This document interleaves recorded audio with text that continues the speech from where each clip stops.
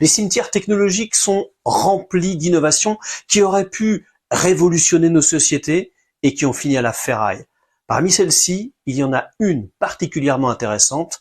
Elle nous promettait le transport public à très grande vitesse entre les villes moyennes. Paris-Orléans en 20 minutes. Les avantages de l'avion sans les inconvénients du train.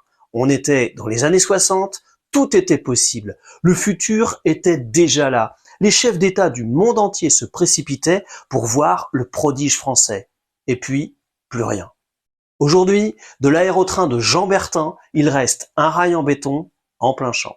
Salut, aujourd'hui, je vous propose de revenir sur l'aventure de l'aérotrain. Imaginez un monde où les trains flottent au-dessus des rails, promettant des voyages rapides et fluides à des vitesses encore jamais vues. Un hybride entre le train et l'avion avec le look de la fusée de Tintin. Eh bien, je vous propose d'explorer cette technologie révolutionnaire, ses modalités, ses implications et les raisons pour lesquelles elle n'a finalement jamais vu le jour.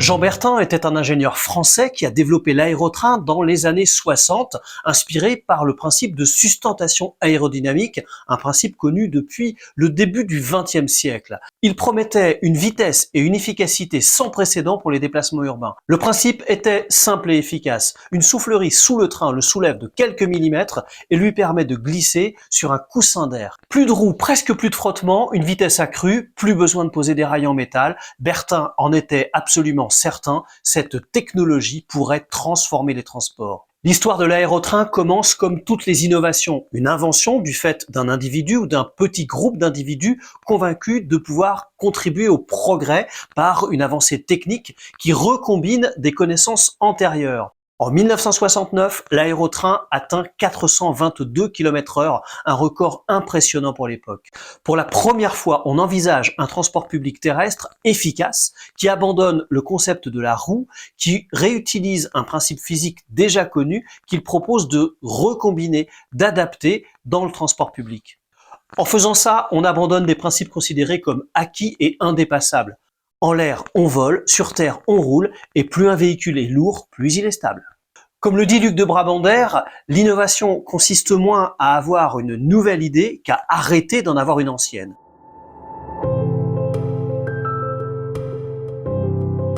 Tous les ingrédients de l'innovation sont là, et pourtant, ça n'a pas marché. En fait, l'aventure de l'aérotrain offre un aperçu assez complet de la résistance aux changements socio-techniques. La sociologie des techniques montre que cette résistance peut avant tout provenir des intérêts enracinés dans les technologies existantes. Wiebe Bischker montre que les technologies ne sont pas adoptées uniquement pour leur mérite technique, mais aussi en fonction des intérêts des groupes sociaux dominants. Dans le cas de l'aérotrain, les industries ferroviaires en place n'avaient pas d'intérêt à voir cette technologie se développer.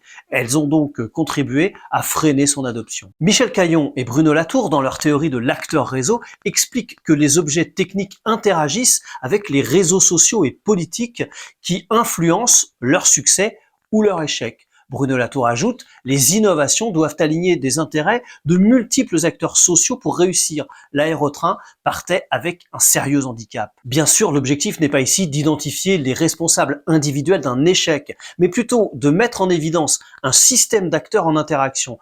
L'échec ne résulte pas de l'action d'un seul acteur, mais du fonctionnement global du système qui cherche à maintenir son équilibre.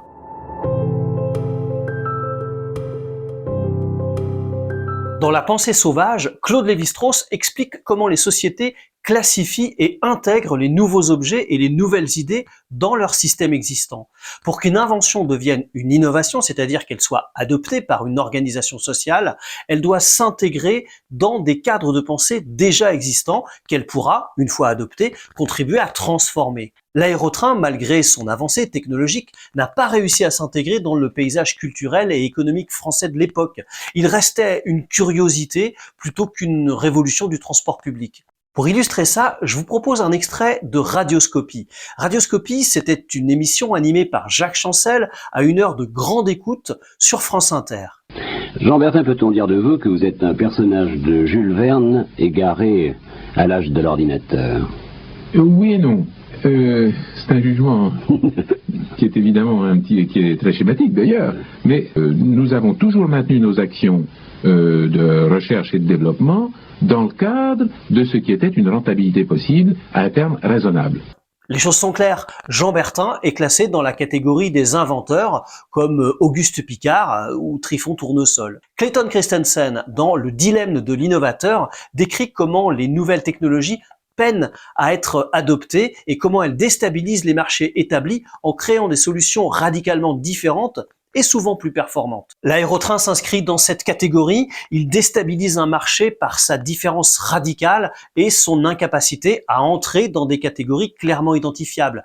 On n'adhère pas à ce qu'on ne comprend pas, on n'adopte pas ce en quoi on n'adhère pas. Le coup d'arrêt de l'aérotrain est finalement donné en 1977, après plusieurs projets d'implantation sans lendemain et l'abandon de la part des pouvoirs publics. L'aérotrain reste un exemple intéressant de la manière dont des innovations prometteuses peuvent échouer à transformer le monde en raison d'obstacles économiques, politiques, sociaux ou culturels.